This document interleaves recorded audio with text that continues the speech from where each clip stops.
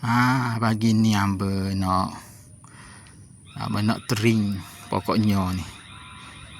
Dia bawah dia kayu dah ni, tapi dia tak mayang lagi, tak belajar buah lagi ni.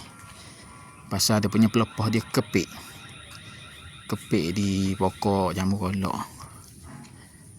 Nak kena buang sikit lah dia punya pelepah, dia punya dahan-dahan jambu kolok tu, biar dia buka. Kalau dia tak buka, dia tak buah ni, dia jadi kepik. Ni tanah sekali ni, hak ni tubik buah dah ni, oleh dah. Dia tak naung sangat ni, bila tak naung dia buah, buah dah.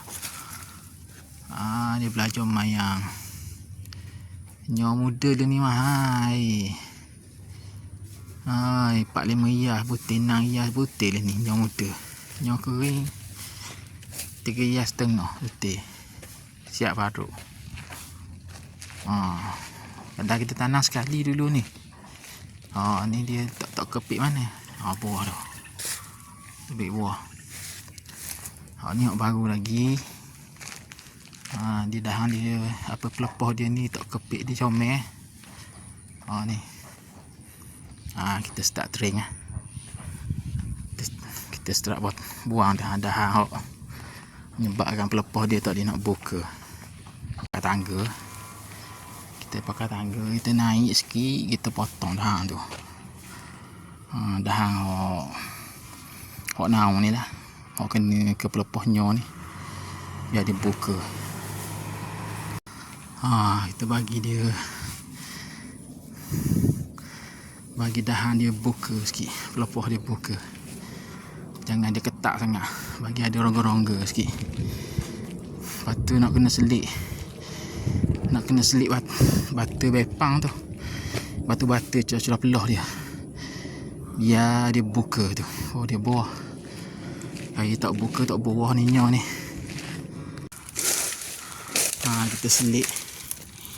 Kita selit batu celah pelepah ni, biar pelepah dia buka, baru dia mayang. Sebab bawah dia ni dia start kayu dah ni. Lepas tu sebab dia naung buah. Lepas tu kita dekat dia punya saluk dia tu, kita kena kerak belah dengan pisau, biar dia buka. Kita kemah dahan-dahan kita potong ni, kita kemah biar bersih. Okey. Slow and steady. Tak slow tak jadi. Ipun setepak, tunggu dia kering. Lepas tu boleh kita bakar. Lebih-lebih ni kita sapu sikit lah, biar nampak comel sikit.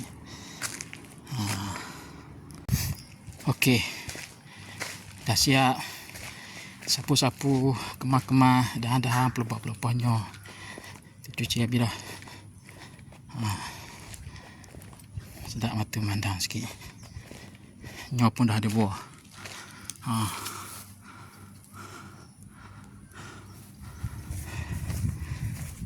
Dah belajar buah dah.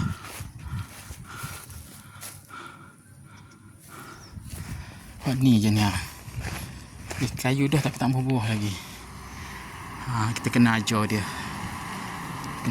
Buah, dahan pelepah dia nak kena letak batu. Kalau dia naik straight, lambat buah dia kena, dahan dia kena buka, pelepah dia kena buka. Kalau straight macam ni, dia lambat buah, dia nak buka macam tu. Baguslah.